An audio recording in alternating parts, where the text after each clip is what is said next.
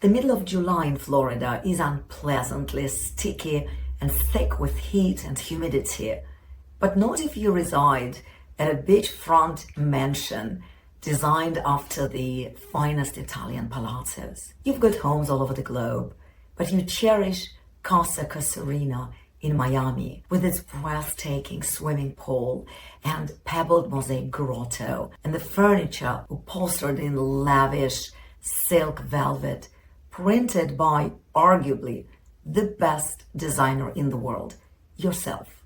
You've got a dozen of loyal, faithful servants, but you love taking a walk down Ocean Drive to the News Cafe to grab a magazine with one of your customers on the cover. Customers/admirers, or I would even say friends.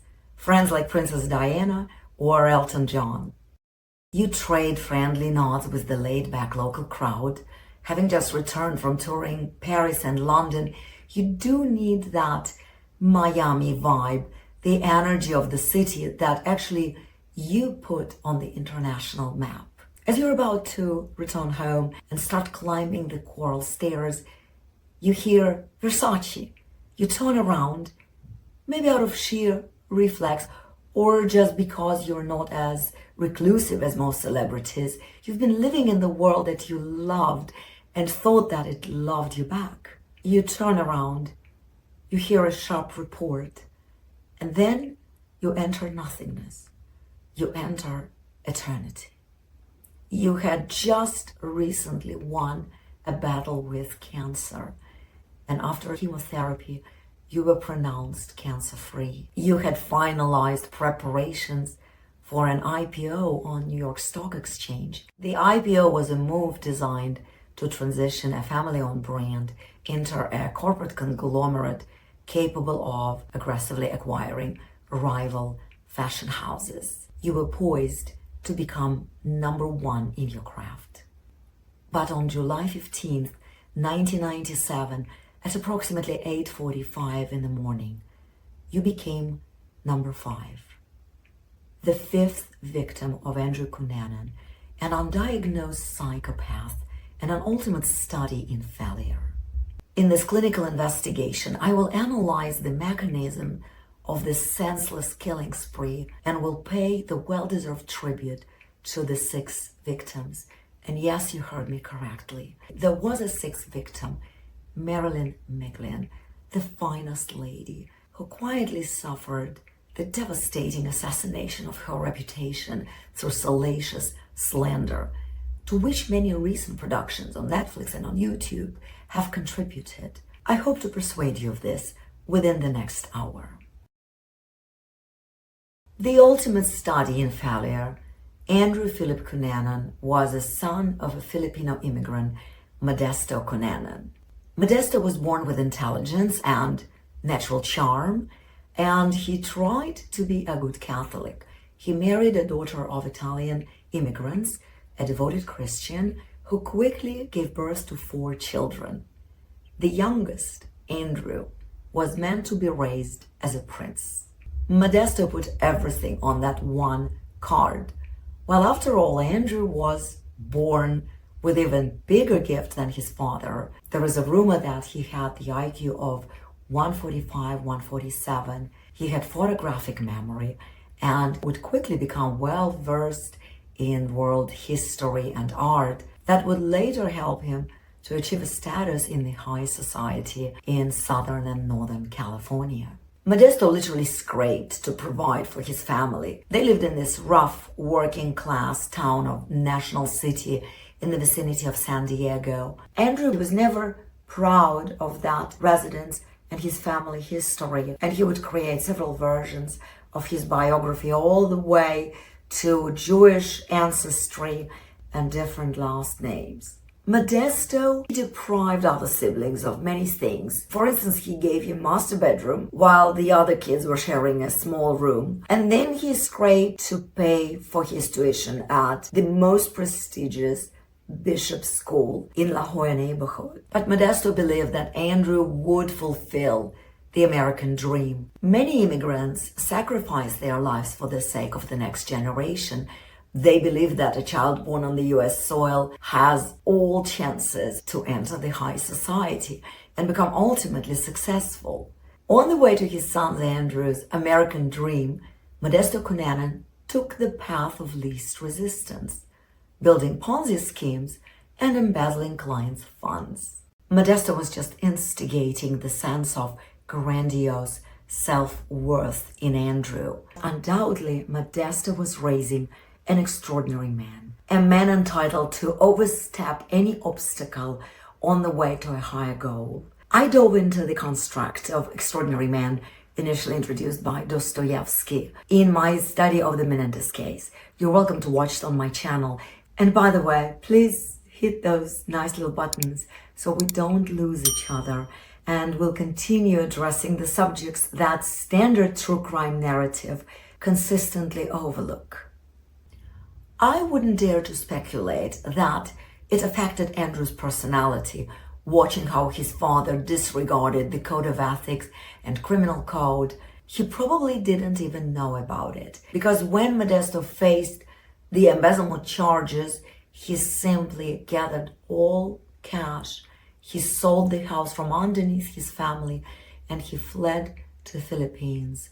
He left his family devastated, depressed, and deeply disappointed. In 1988, Andrew was a sophomore at the University of San Diego. Andrew followed his father, believing in his father's fairy tales that he had been an influential person in the Philippines. Upon the arrival, he discovered that father's destiny was to live in a small hut in a village with literally nothing, in complete poverty. Andrew deeply despised his father, and with a sense of great disgust, he returned to the US and dropped out of the University of San Diego. He had actually showed good grades at the university. However, he found a different application for these natural talents. He became a high-end escort for the most prominent and rich homosexuals in Southern and Northern California. The gay scene in San Diego and San Francisco was vast and very discreet. There were lots of men who were still in the military. There were retired politicians. There were millionaires, oil heirs, art and museum patrons, people who had to keep this part of their life secret. And Andrew Cunanan was a great asset to that community. Andrew was a big talker. He was this Liberace type. He entered the room and made it believe that the entire event was about him and had been paid by him. I think that he didn't just possess his traits passively. I think he recognized the utility and he deliberately weaponized them. By the way, his classmates recalled that a part of him putting on an appearance was suddenly turning into this androgynous figure and then later acquiring the traits of gay man. And for a moment I thought that probably homosexuality wasn't something he was born with, but rather acquired, realizing that that would open the doors and the bank accounts for him. But no, because later he would kill the man he called the love of his life. But it all began in 1996 when Norman Blanchford cut him off the allowance. Before Norman Blanchford, there was Lincoln Aston, a prominent San Diego oil heir, a multi-millionaire, a great art patron, and the man who initially brought Andrew Cunanan into fundraisers and galas. In 1995, Lincoln Aston got bludgeoned to death with a stone obelisk by a hitchhiker. And later the FBI would be looking into that murder, considering that Andrew Cunanan could have been involved.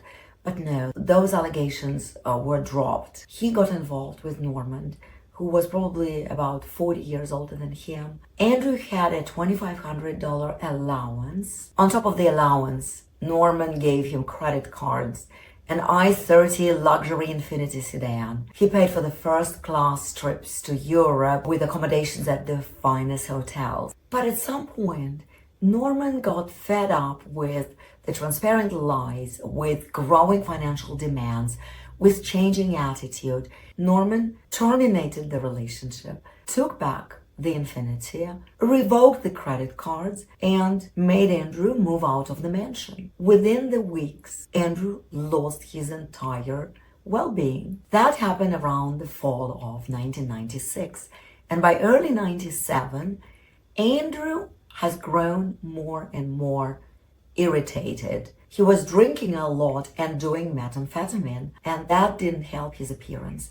He gained weight, his hair was receding, and he was losing that young charm and the competition to much younger, fresher gay men. By April 1997, he maxed out on his credit cards, and he was forced to move in with his impoverished mother. So Andrew Cunanan's world of luxury is rapidly falling apart. And instead of finding new aspirations, maybe building a career, maybe continuing studies, instead of all of that, Andrew Cunanan throws a go-away party and buys a one-way ticket to Minneapolis. Why Minneapolis? Well, somewhere along the line, he had the relationship with two ordinary men, not billionaires, Jeffrey Trail and David Madson. Jeff Trail was probably as opposite to Andrew Cunanan as it gets. He was an honorable man, a former Navy who fought in Desert Storm, and who also honestly fought for his cause, for the right of homosexuals in the Army. He even appeared in 1993 on the program 48 Hours, and he said, "We're not here to be feared. We're here to do our job." He appeared in silhouette, which was understandable because during that time, stigma surrounding HIV and AIDS was used to frame gay men as social pariahs. When Jeffrey Trail is leaving for Minnesota, his friend Michael Williams, who comes to say goodbye, says to him, "Please be safe," because they had been threatened before. And Jeff says, "I will be," and shows Michael the gun. The gun he has obtained officially while being trained for the service in highway patrol, the .40 caliber Taurus pistol. On April 25th, Andrew Cunanan is holding a party, a big, lavish party where he acts as a hero. It's a go-away party. He announces that he's moving to Minnesota. That actually raises questions among close friends who don't understand what is going on with Andrew, who on a normal day has been appearing depressed, frustrated about losing his appeal, who is frustrated about being maxed out on his credit cards, losing his benefactors, and his life changing. Nevertheless, he is hosting this party where he tries to maintain this grandiose appearance, and as per one of the people who was at the party, he laughs as a hyena being poked in the rear with a needle, something like that. On April 25th, Andrew Cunanan flies to Minneapolis, where he is picked up at the airport by David Madson. When I talk about Cunanan's glibness and manipulativeness, I'm tempted to say that one never knows what's behind a face on a Kellogg's box of oatmeal. But David Madson is actually that face and that personality and that background behind it. Born in Wisconsin in a family of 4, he gets his bachelor's degree at the University of Minnesota Duluth, and then he really succeeds in the pursuit of a dream to become a commercial architect. He participates in various projects while working on obtaining his master's degree. It takes him several years. He's not so financially well off. David received President's Medal from the University of Minnesota. He attends classes on urban planning at Harvard. And John Ryan, the founder of the firm where David gets a job as an architect, and that is a great breakthrough for David, John Ryan states that David is extremely talented. Well, Ryan Murphy in his Netflix series depicts David as this insecure, suffering, heartbroken person who confronts Andrew Cunanan while clearly demonstrating that he is still in love with him. He appears bitter and disappointed, and that doesn't match how his co-workers talk of him. He was always laughing, giggling, and that he was a cheerful, happy person. And to me, it just doesn't go along with the story that David Madson left for Minneapolis being heartbroken from Andrew Cunanan's breakup.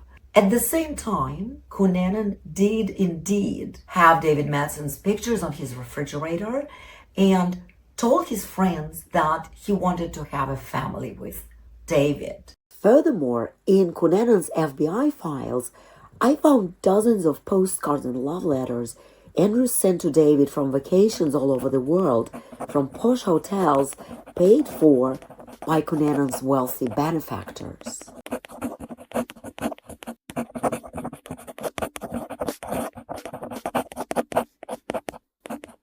So when Andrew landed in Minneapolis and David picked him up in the airport, Andrew actually went to spend the night at Jeff Trail's apartment in an empty apartment because Jeff was leaving for a hiking trip with his boyfriend who was turning 22.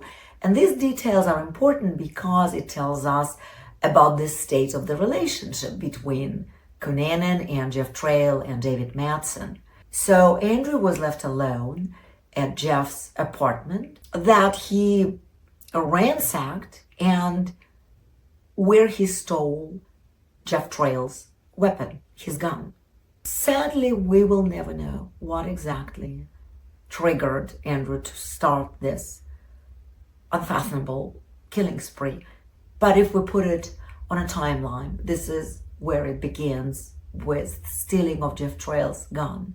So the following morning, on April 27th, on Sunday, Jeffrey goes to David Madson's loft, knowing that Andrew was there, to demand his gun back. When he enters David's unit, Andrew grabs a claw hammer and bludgeons Jeffrey to death. Jeffrey suffered multiple blows in the head and the face, blood splattering all over, and David Madson going into the state of a deep shock that would last for several tragic days. The police, the FBI, and many people have been wondering why David Madson did not make any attempt to alert people around him, to let somebody know that he was literally being held hostage. I have my theory on that. Besides the fact that his friend was just plunged to death with a claw hammer and the body of Jeff Trail was wrapped in the rug and shoved behind the couch, and it was all done by somebody he had known for a while, by somebody he had been romantically involved with. It was something that must have put him in a state of deep denial and shock. My theory is also that the fact that David had a dog affected it. David Madson had a dog, a Dalmatian, by the cute name of Prince, spelled as P-R-I-N-T-S, Prince, because David was an architect, I suppose, and also because it probably sounded as Prince.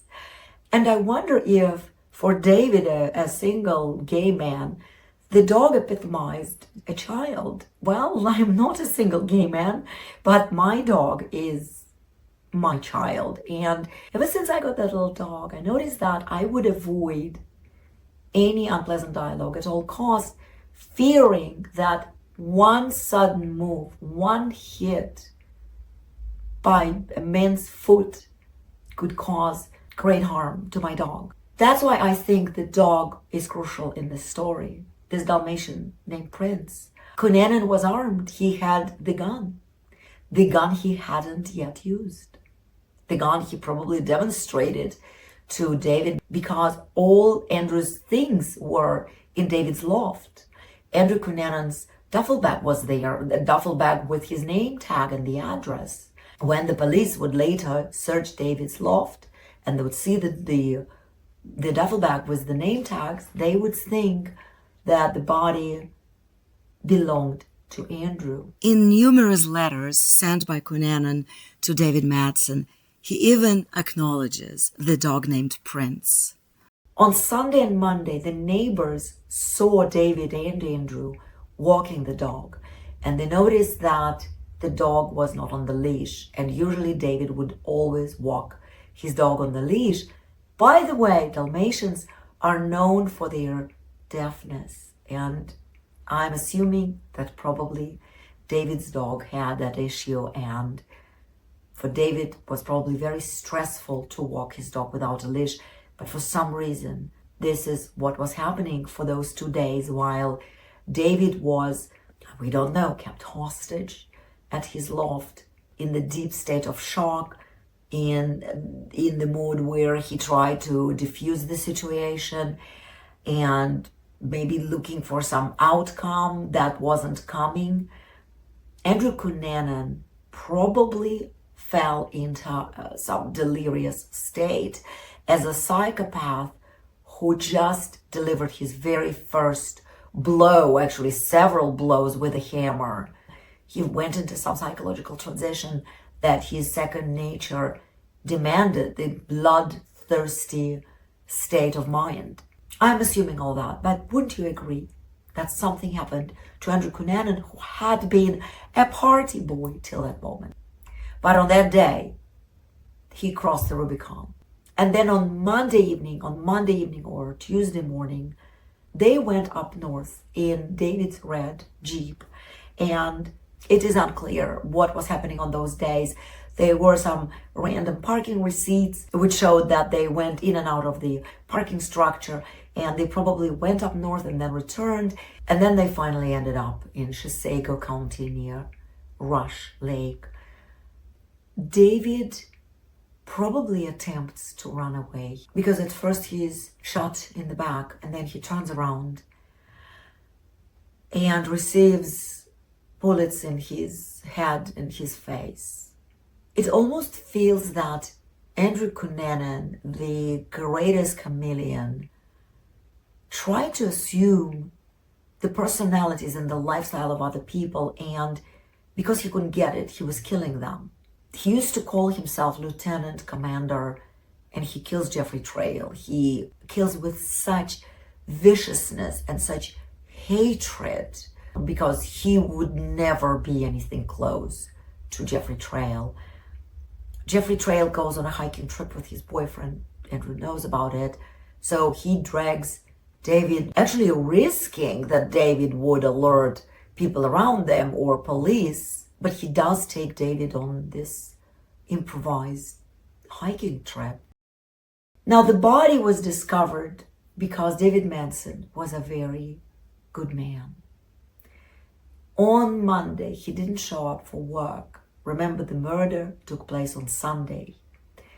On Monday, he didn't show up for work. The co-workers who know how conscientious and devoted to his job David is, go to his loft and ask the manager to open the door. They discover a body wrapped in a rug. They call the police, and the police searches the apartment and discovers duffel bags with the name tag of Andrew Cunanan, and the police assumes that it is Cunanan's body. And they build the investigation on the assumption that it was a gay love triangle. Rightfully so.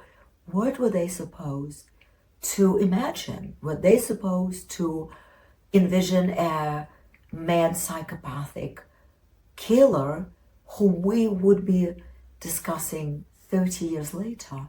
And I'm sure I'm not the last YouTuber doing a piece on Andrew Cunanan. And actually, it is not a piece on Andrew Cunanan. It is a piece about his victims. The next one is coming up. Nobody has been able to figure out why, after killing David Madson, Cunanan drove south all the way to Chicago and stopped at 25 East Scott Street at the residence of developer, architect, visionary Lee Miglin.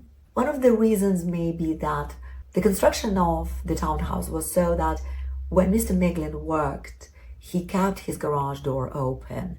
And in that garage, there was this gorgeous Lexus sedan. And it was 1997. And Lexus cars were becoming more coveted than Mercedes and BMW. We don't know whether it was just the beautiful car in the garage that attracted Andrew's attention, or he knew the address and he had known Lee Miglin. It is plausible that Andrew and Lee Miglin had met before, most likely through Norman Blanchford, because Norman Blanchford was in architectural projects and Lee Miglin was a great developer.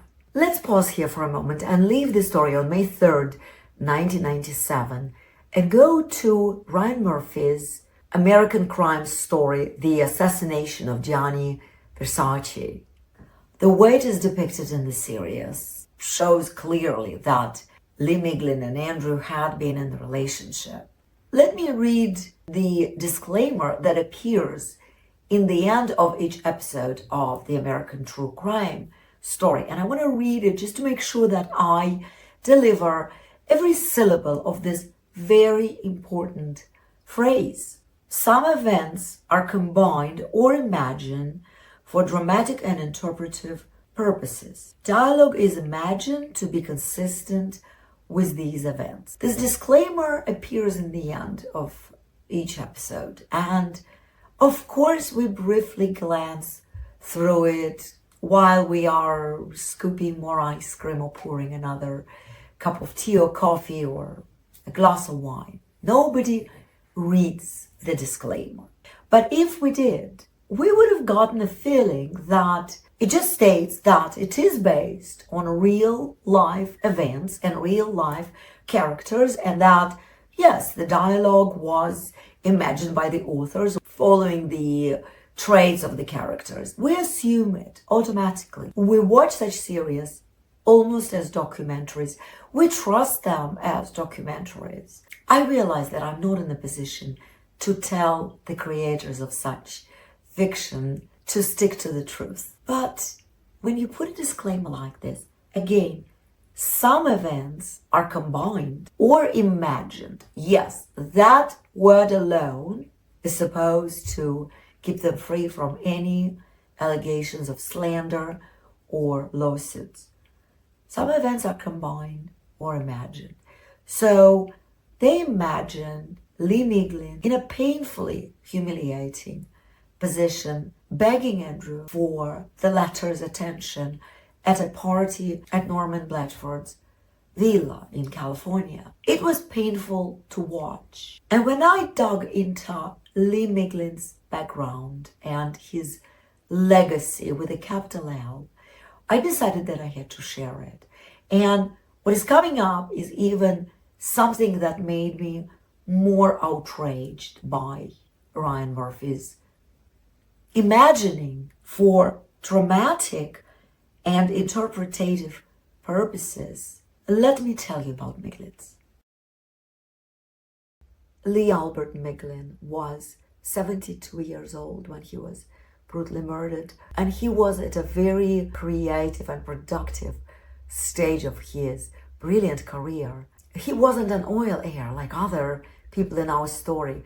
He started as a door-to-door salesman, and he became a real estate tycoon and a pillar of Chicago high society. He's the kind of man who changed the fabric of our world, who make us happily amazed when we return to our hometown 20-25 years later and we cannot recognize it. Lee Miglin was a builder in every sense, and he built an empire while Cunanan destroyed everything he touched. Lee Miglin has changed the way we perceive Chicago today. He was a visionary urban developer. There were these glamorous business hubs. While they were raising 40 to 50 stories up with their reflective surfaces and mirrored windows, they brought the sky down to all of us to enjoy. In the series, Lee Miglin shares the drawing of the Sky Needle with Andrew, and Andrew is repulsed by it. Lee Miglin was indeed passionately working on that project, dreaming to erect the tallest building in the world. While individual financial disclosures of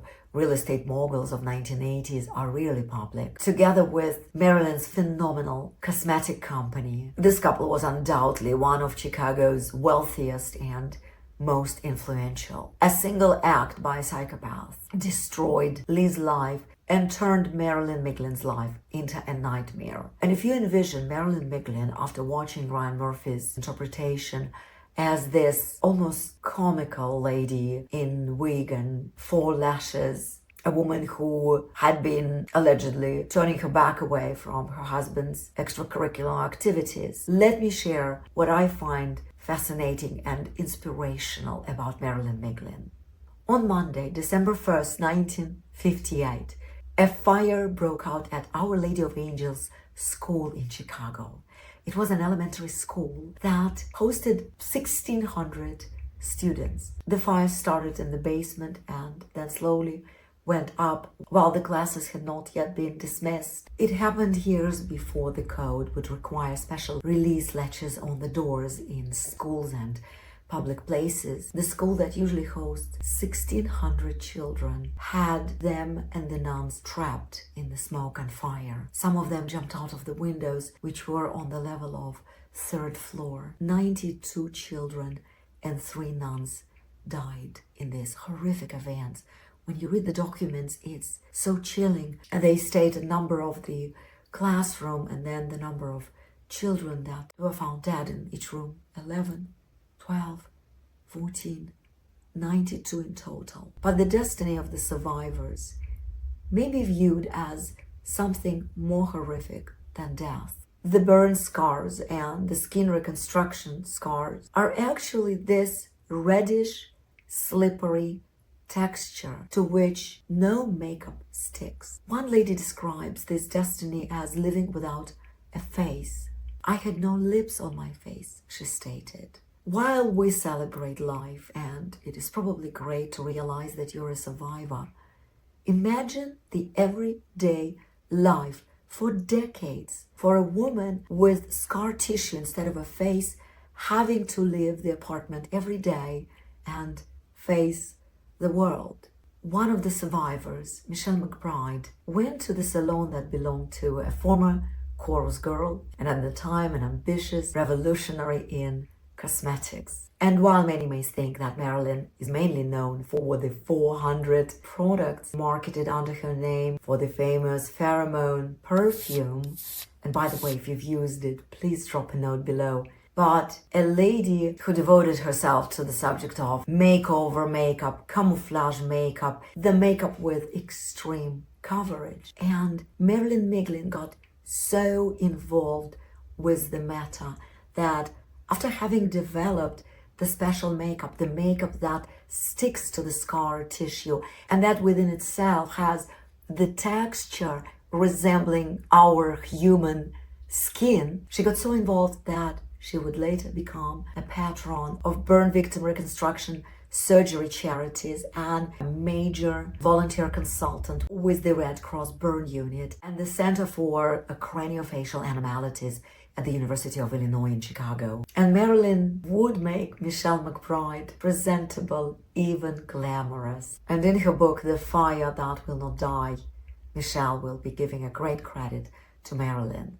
For the dramatic and interpretative purposes, Ryan Murphy depicted Lee humiliating himself, literally begging Andrew of reinstating their relationship or about seeing him one more time. It is very far-fetched, and none of that can be supported even remotely. The reports from Cook County Medical Examiner and Chicago Police do not substantiate that interpretation. On May 3rd, 1997, Andrew Cunanan, a psychopath at the point of no return, after having shot 2 people with a traceable weapon, enters Lee Miglin's townhouse and commits an unfathomably cruel, sadistic, torturous murder. And sadistic, not remotely in any kind of role play BDSM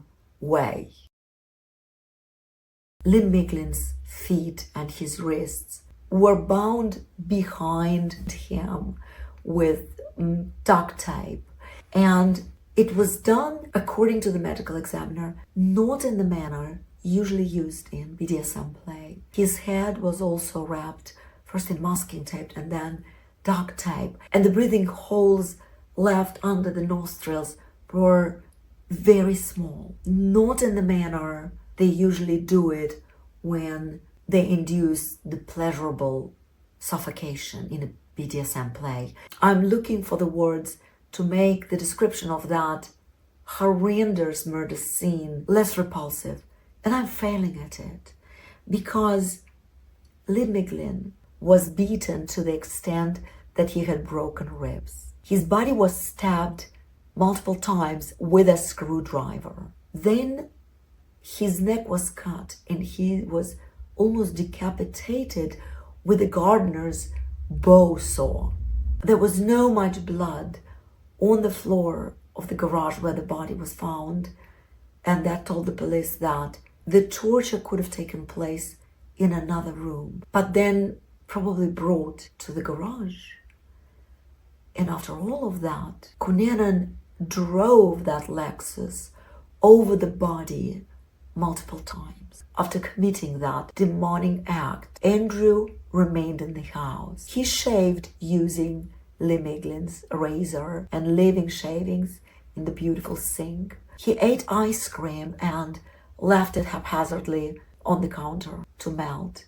He took a bath using Miglin's toiletries. He slept in Miglin's bed. And he stole valuables. He would later pawn a gold coin he stole from Miglin's. He would pawn it in Florida using his real name. Almost as if by destroying Lee's body and life, he was possessing Miglin and possessing the power he could never achieve himself. After that, Andrew Cunanan drove south in Miglin's Black Jade Pearl 1994 Lexus. I'm mentioning the color because the paint, in certain lighting, it made the car look almost black, and in the bright light, it revealed gorgeous emerald sheen. And that what hindered the search and let Andrew Cunanan drive all the way to New Jersey. Miglin's car was equipped with the latest technology available, the car's cellular phone. Between May 4th and 9th, for 5 days, Cunanan was driving that car and police kept receiving the signal. They successfully traced him on May 8th in Pennsylvania, and then on May 9th near Penns Grove and Carneys Point Township in New Jersey. They had a perfect electronic footprint of the murderer, and yet they failed to apprehend him. Of course, it has been haunting the police and all of us to this day. While police, for objective reasons, was failing to stop Andrew Cunanan, the latter must have realized that a gorgeous town car with a cell phone was a liability. He needed to change the vehicle, and he targeted a random red pickup truck that belonged to William Reese, the caretaker for Finns Point National Cemetery.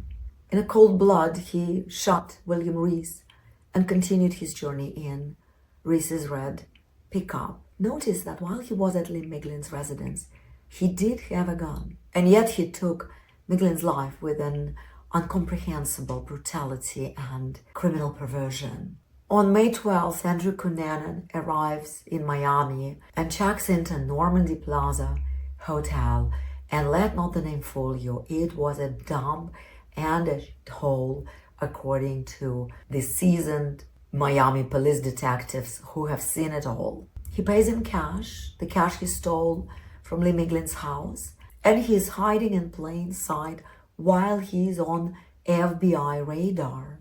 Well, don't we all look the same on the beach, wearing dark glasses and baseball hats? The sun is shining mercilessly and you would not recognize even a close friend. At some point, Cunanan would even go and pawn Miglin's gold coin, and the pawn shop owner would diligently file the document that needs to accompany such pawn. He will file it with the police, and on that report of gold coin being pawned, there will be Andrew Cunanan's name and his address at that Normandy Plaza hotel.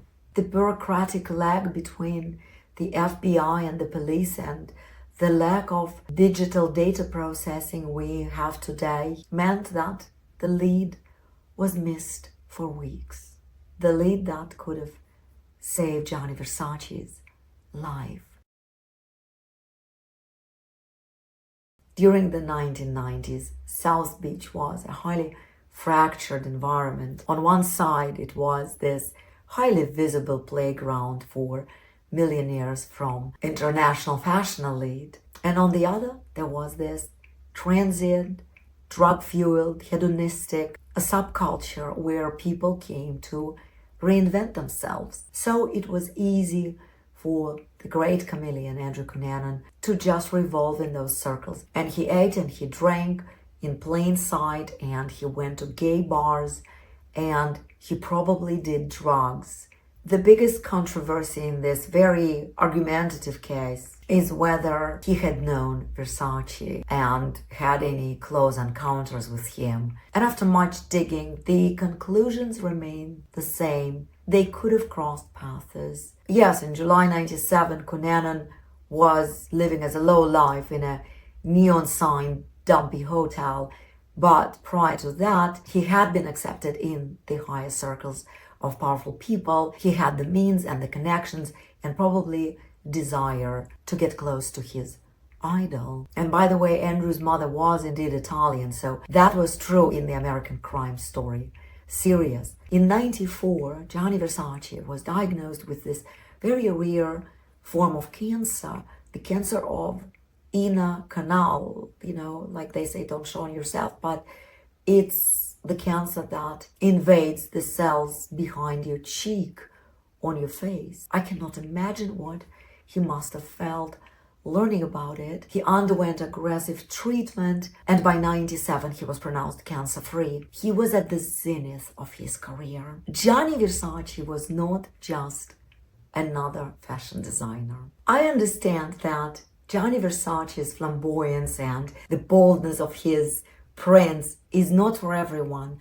I myself lean towards more subdued, gray, black and white Armani's Donna Karan aesthetics. However, I happen to own the real Versace dress. I will show you, it's authentic. It's probably worth a fortune. I should probably put it on eBay. It's got the Medusa, the Gorgon Medusa, safety pins all over the back and the front. And it is an haute couture piece of an unsurpassed quality. He indeed was a fine craftsman. If we look at the last runway show of 1997, the level of graciousness and classic elegance is superb. What we may not realize is that Gianni reinvented the fashion industry. That's why I'm saying he was not just another Italian designer. He humanized supermodels. Before him, they were just really those clothes hangers walking up and down the podium. He let Naomi Campbell, Christy Turlington, Cindy Crawford, Claudia Schiffer, Linda Evangelista, hope I'm not leaving anybody out. He let them show their personality on the runway. He was the first who decided to introduce them singing and dancing during the show. It was a revolutionary move. And as a result, the miracle that we would later call supermodel arose. He became the central figure in the intersection of fashion and music and film. Versace's costumes for film and opera and collaboration with the artists like Prince and Madonna pushed the boundaries of pop culture relevance. 1996 costume exhibition at the Metropolitan Museum of Arts gave him an unprecedented institutional recognition that truly solidified his status of a historical figure in fashion and not just a commercial designer. And as far as the commercial aspect was going, by early 97, the house of Versace's valuation was approaching $1 billion in wholesale value. They were ready to open a public offering on New York Stock Exchange by the end of 1997. The show in Paris, from which he had just returned in July of 97, demonstrated a designer who had reached a point of superb artistic maturity. The point he had reached literally a few days before his life would be cut short. Have you noticed that YouTube nowadays is 90% this soulless, untruthful, AI-generated content? I'm an old school, actually an old soul. The videos on my channel are 100% handcrafted, handmade, human-made. If you still appreciate sincere human storytelling, then you can support my channel, because making these videos take a lot of time and resources. You can treat me for a cup of coffee or become a patron and contribute into future video productions. You just need to follow the link in the channel description. I will greatly appreciate your support, and also it'll give me a sign that I'm on the right track, that I shall carry on uncovering the stories. Without further ado, let's get back to one of them. So, was Andrew Cunanan a psychopath? To evaluate his behavior against the clinical definition of a psychopath, we will look at the standard PCL-R test developed by Canadian psychologist Robert Hare in 1970s.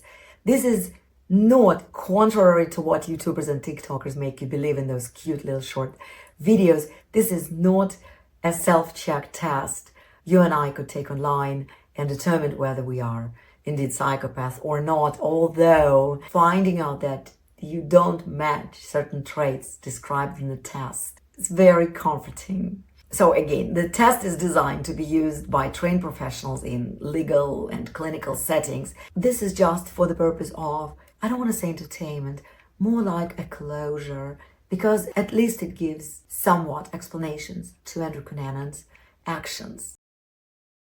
The trait: the ability to be highly engaging, smooth talking, verbally agile, charming, to easily win people over. Cunanan's reality: all of his contemporaries state that he was a charmer, a smooth talker, very intelligent, and he would walk in the room and become a center of attention, and he would make you feel like you were the most important thing in that setting. And he has managed to win over very intelligent, much older than him, very experienced, very influential, high power men. They have fallen to his charm. The next trait: pathological lying and grandiose self-worth. It has got Andrew Cunanan written all over that trait. He did not just make up stories, he wore different personalities, all the way to making up a name and supporting it with the stories of the family history and changing his identity from Jewish background to Italian, etc. The trait: constructing complex, unprompted fabrications to elevate status with an absolute belief that they are superior to others and are entitled to more. That trait was actually nurtured in Andrew Cunanan by his father, Modesto Cunanan, who was raising a little prince. He gave him the best room in the house. He bought a 14-year-old boy, before Andrew even had a driver's license, a sports car, while actually scraping to support the family and engaging in criminal securities trading activities to finance that purchase. Later, Andrew will pick up right where the father left off and will demand lavish lifestyle from his benefactors, to the extent that it went so overboard that Norman Blatchford dumped Andrew and cut him off. Pathological lying is something that goes beyond just lying to get out of trouble. Psychopaths do not lie only when they get caught or to avoid responsibilities, but rather they create an entire parallel reality in which they seem to believe themselves and manage to persuade others. The false identities Andrew has fabricated include that His father was a Filipino aristocrat, a landowner, plantation owner. He genuinely believed that he belonged in upper echelons of society without putting any effort.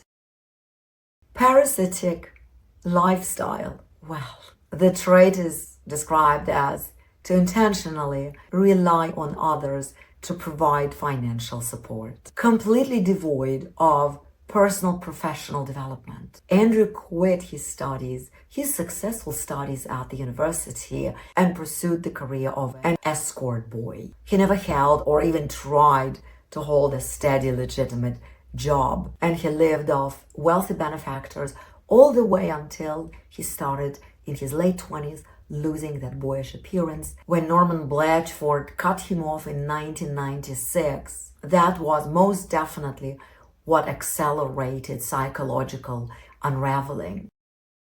The group of traits number 4, callousness and lack of empathy.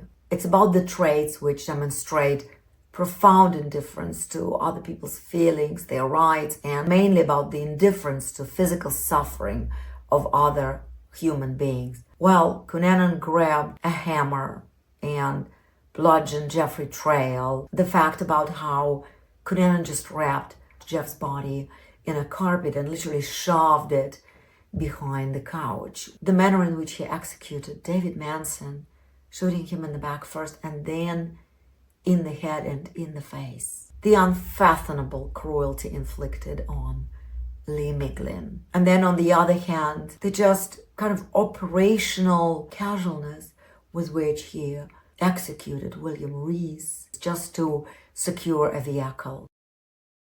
The group of traits number 5 pertains to the failure to accept responsibility. This trait is described as blaming the external circumstances, blaming the fate, bad luck, blaming the victims. In Cunanan's reality, when he faced financial changes, he was only 27, 28. He had his entire life ahead of him. With his phenomenal abilities, he could have built any life for himself. And yet, he chose to eliminate people who stood in his way and who possessed what he desired. And it amounted to such a level that instead of taking responsibility, he committed suicide. And that takes us back to Miami, to the moment when Andrew Cunanan fired the gun into Versace's face. Lazaro Quintana, a man who worked for Versace, chased Cunanan through the alleyways, and Cunanan turned around and faced him and threatened him, and Lazaro would have to spend the next days in a great fear for his life. Well, not only Lazaro, the entire gay community from California to Florida had been on a high alert, considering that it had something to do with homosexuality. For the next 9 days, Cunanan managed to evade capture, even though Miami was being swept by the policemen. And I firmly believe that they sincerely did everything in their power. But again, Miami, bright sun, and a man who wears baseball hat and dark sunglasses, a man who still has some money, a man who can change his clothes, and a man who ended up hiding in a boathouse. On July 23rd, 1997, a caretaker for this large bi-level boathouse reported hearing a gunshot. When the Miami Beach SWAT team breached the vessel, they found Andrew Cunanan upstairs in the bed. He had shot himself through the mouth. The room was filled with stolen goods, food wrappers, and newspaper clippings of his own crimes. I'm going to bring in Modesto Cunanan in the picture again. Only 2 months after this unfathomable killing spree and after his son's suicide, Pete Cunanan started negotiating a book, documentary, and Hollywood rights deal. He even had a star in mind. The star, he stated, had Andrew's mannerism and lots of similarities with Andrew. Do you know whom he had in mind? Are you sitting down? JFK Jr. John Fitzgerald Kennedy Jr., who was still alive and well at the time.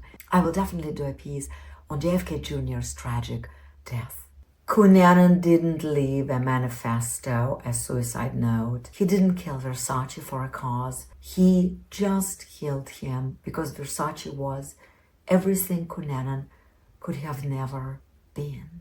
When Cunanan was in high school, he was named to be the most talked about person. Sadly, that prophecy came true. By erasing the icon, the shadow has achieved immortality. But I don't want to dwell on that. I want us to remember the nice people like Jeff Trail and David Madson.